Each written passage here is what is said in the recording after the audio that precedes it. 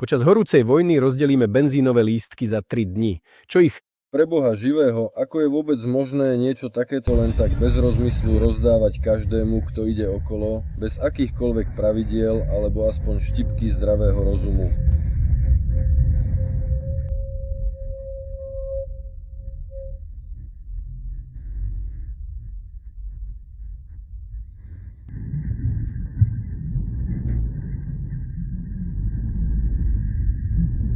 Prekupníci predávajú benzín za 200 až 250 až 300 rublov za liter, čo je samozrejme veľmi náročné na peňaženku. Najprv vás udrie propagandou po hlave a potom vás začnú biť do vrecka. A odkiaľ sa berú títo sprostredkovatelia? Sú to predsa patrioti. Chceli Rusko, chceli sa k Rusku pripojiť. Odkiaľ sa berú títo sprostredkovatelia? Všetko by malo byť pre ľudí, vlastenecké. Zadarmo a ľahko. Nie. Ako sa v súčasnosti čoraz jasnejšie ukazuje,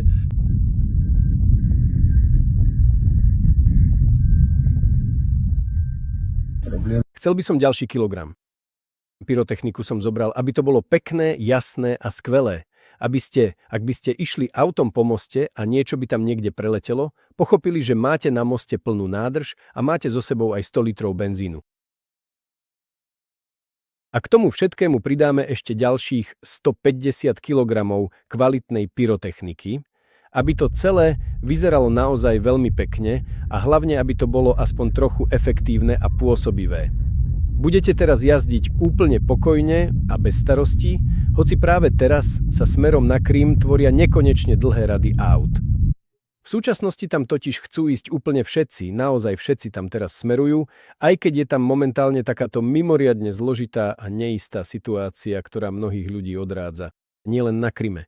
Gauleiter Záporožskej oblasti hovorí, sme takí radi, že sme sa zjednotili s Ruskom, že teraz môžeme jednoducho odísť z okupovanej časti Záporožskej oblasti. Taká perspektíva. Myslím si, že dnes majú mladí ľudia v Záporožskej oblasti veľmi veľa možností. Tieto možnosti nie sú obmedzené len na Záporožskú oblasť. Vo veľkej miere sa rozširujú vďaka našej veľkej vlasti, v ktorej sa môžeš naplno seba realizovať a dostať sa na ktorúkoľvek vysnívanú vysokú školu, kde pre teba otvára skutočná perspektíva a tvoja úprimná túžba. Oslobodili nás, teraz sa môžeme realizovať, zobrať sa a odísť. Čo bránilo niekomu pred zničením Záporožskej oblasti, kto chcel nasadnúť do vlaku a odísť do ktoréhokoľvek kúta Ruska, tam pracovať, zarábať, študovať? Neviem, prakticky nič tomu nebránilo, ak bola vôľa. Nič nebránilo rozbiť polovicu oblasti, aby sme potom mohli teraz cestovať do Ruska za štúdiom. Víťazstvo! Ministerstvo obrany Ruskej federácie vyhlasuje, oni nikdy neklamú. Dnes v noci, ako odpoveď na činy kievského režimu, ozbrojené sily Ruska vykonali masívne údery vysokopresnými zbraňami na podniky obranno-priemyselného komplexu v Kieve, Záporoží, Charkove, Dnepropetrovsku, ako aj v Poltavskej, Chmelnickej a Sumskej oblasti na objekty palivovej a dopravnej infraštruktúry. Infraštruktúry Ukrajiny využívanej v záujme OSU a vojenského letiska. Ciele boli dosiahnuté. Všetky určené objekty boli zasiahnuté. A teraz jednoducho ukazujem ciele. Dnipro, raketový útok na obytné domy. 8 civilistov už nie je medzi nami. Boli oslobodení. Medzi nimi aj 3-ročné dieťa. Potvrdzujú sa moje slová z každého môjho ranného vysielania. Starcami a deťmi. A potom to nazývajú vysokopresnou históriou. Primátor Dnipra vyhlásil, že Rusko zasiahlo obytné štvrte Dnipra kazetovou muníciou. V Rusku sa to dnes nazýva denacifikácia. Vážení kolegovia, dobrý deň. Rád by som s vami dnes prediskutoval, hoci som vás nepozval, otázku pomoci a podpory poskytovanej príbuzným obetí a zranených pri krvavom zločine spáchanom ukrajinskou chuntou 22. mája v Dnipre.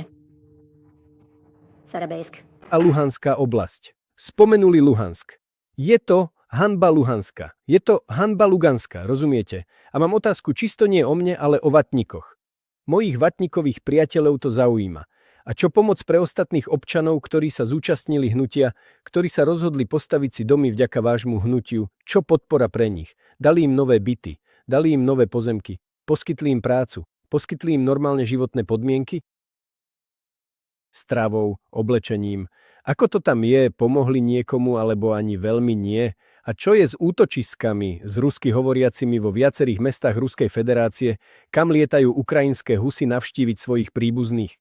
Pomohli? Ale to nikomu nie je vôbec potrebné. Babičku zaujímajú len tie miesta, kde sa dalo cielene niečo povedať v štýle Kievu za Starobelsk. Len v Starobelsku tam akoby zmazali chlapcov z Rubikonu, ale v Kieve, Dnipre a ďalších mestách je veľmi veľa bytových združení. A aj garáže, kto nevidel, určite si pozrite moje ranné vydanie, garáže sú vlastne všetko.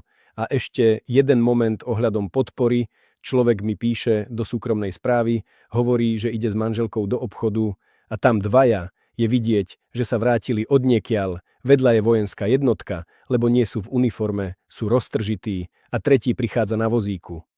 A táto dvojica, čo tam stojí, jeden druhému hovorí: počúvaj sakra, aj ja by som tak chcel, naznačujúc, že vozík je super, aj ja by som sa takto ľahšie pohyboval, je to oveľa lepšie.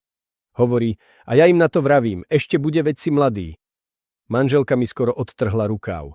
A oni, zjavne takí slabí, ako keby trochu hlúpučkí, ani mu nedokázali nič povedať. A on bol jednoducho frajer.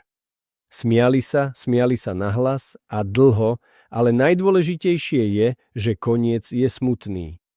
A babka sedí pri televízore a pýta sa, ako sa majú chlapci v Starobelsku. Chlapcov Fetuapse tam nič, nikoho nie je škoda. V Jaroslavskej oblasti nikoho nie je škoda. A v mnohých ďalších mestách. Nie, tamto nie je škoda, to je niečo iné. Nebol som triezvy a preto sa ospravedlňujem. Nebol som triezvy. Toto správanie nie je hodné dôstojníka. Toto správanie nie je hodné dôstojníka.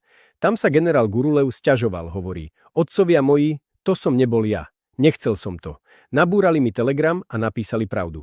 Nabúrali telegram a napísali, že SVO je v slepej uličke. Je potrebná nová mobilizácia. U nás nič nefunguje. Hovorí: to som nepísal ja.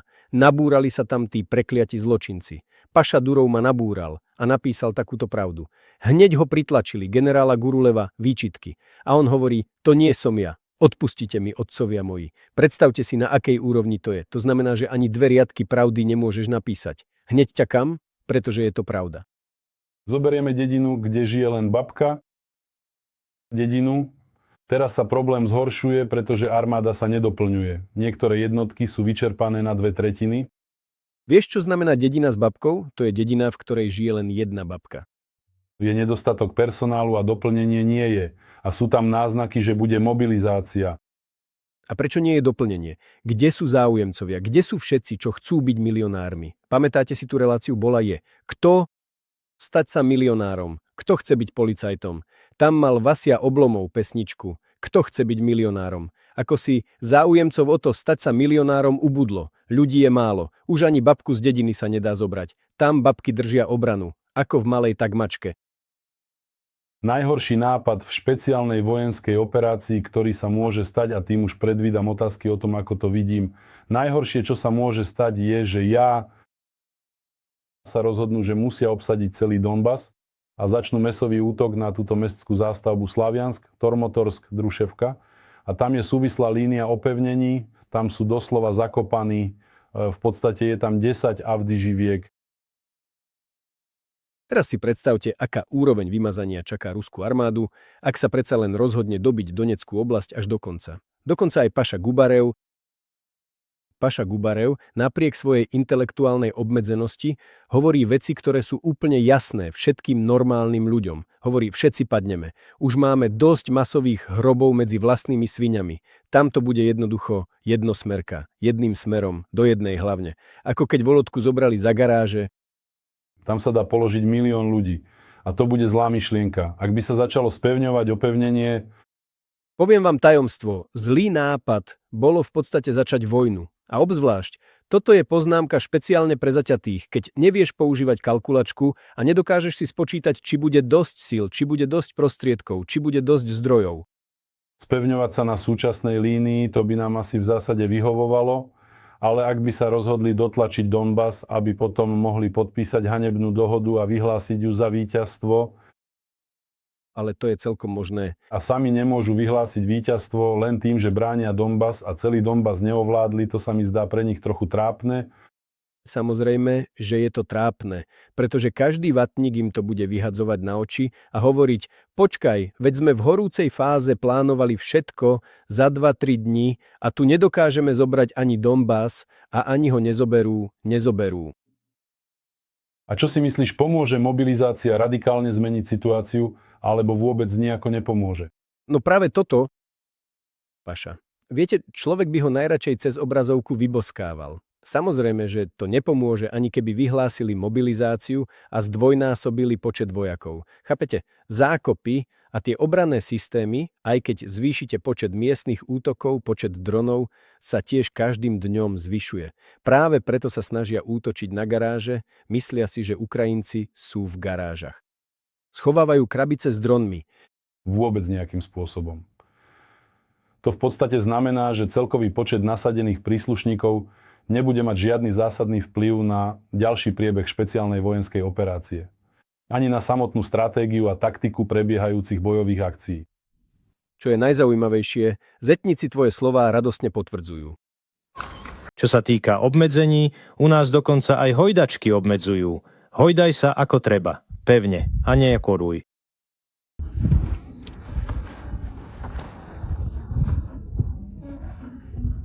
Pevne a dávkovanie, veď viete, na jednej strane to znie ako vtip, ale na druhej strane je to desivá pravda reality. A viete, prečo to tak urobili? Aby hojdačku nezlomili. Také vzdelané, vychované spoločnosť, že aj tí, čo vyrábajú hojdačku, chápu, že o 2 dní bude koniec. A prečo? Pretože je to spoločnosť založená na skrepoch. Mimochodom, keď už hovoríme o skrepoch. Do Ruska priletel Andrew Tate, najznámejší bloger na svete.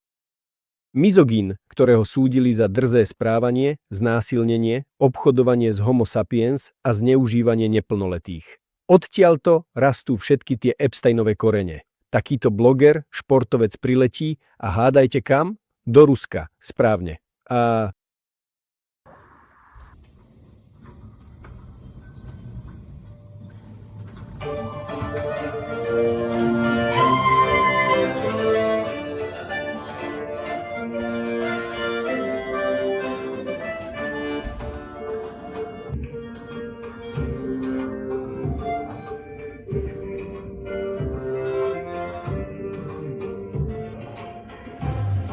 ospravedlňujem sa, začína sa mi dvíhať žalúdok, takže tento skvost už viac počúvať nebudeme pod tieto vulgárne, zhnité, odporné ksichty. Prečo to ukazujem? Skrepy, chápete, koho všetkých priťahujú? Tam kritizujú kamarátov z nepravouhlého kabinetu kvôli Epsteinovi.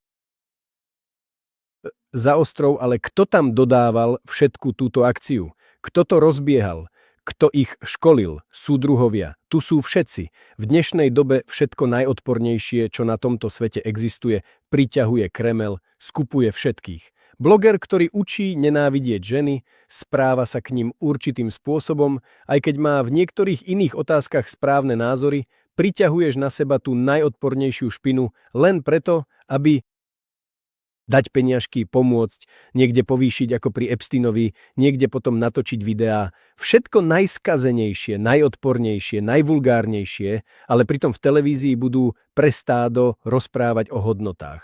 A tu dievčatá v kostýmoch strieľajú, chlapci vítajú, chlapci tu v tričkách, napumpovaní, tiež akoby strážia. Takto sa podkladáme a roztvárame nožičky pred kým. Úprimne povedané, toto všetko vyhlásenie a my nebudeme kupovať arménske kvety vyzeralo tak úboho a vyvoláva v pamäti také množstvo trápnych flashbackov.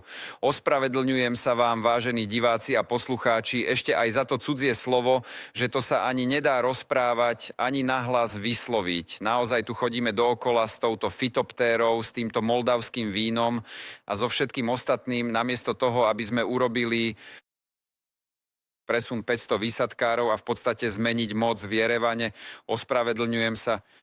Oj, kam sme sa to pustili. On chápe, že sa im všetci smejú. A propaganda sa smeje sama sebe. A všetci sa smejú ako kone. Len Lavrov smutne fajčí v kúte. Hovorí, že potrebujeme výsadkári. A čo sa tam deje? Ako sa veci majú v Jerevane? Videl som tam nejaké vyhlásenie, v ktorom hovoria: nie sme ani proti vám, ani za nich. Zatiaľ sme tak trochu na oboch miestach, ale Pusterievan sa pripravuje.